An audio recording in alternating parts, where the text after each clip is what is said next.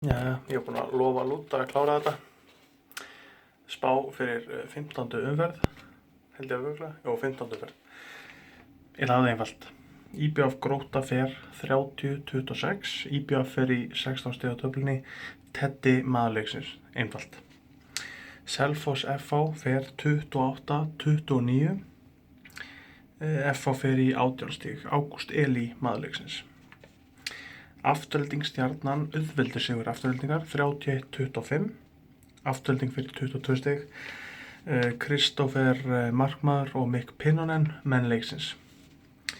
Fram Valur fer 26-28. Valur fer í 18 stig og eiga leik til góða og komið sér þá í annað þriðja sæti með þeim sigri þar gegn held í Stjörnunni. Anton Rúnarsson, sá sem að fekk góða greinum sig í mogganum á dögunum, hann verður maður leiksins. Haukar Akureyri tiltölulega þægilegt þó að Akureyri hafi verið á góðu skriði.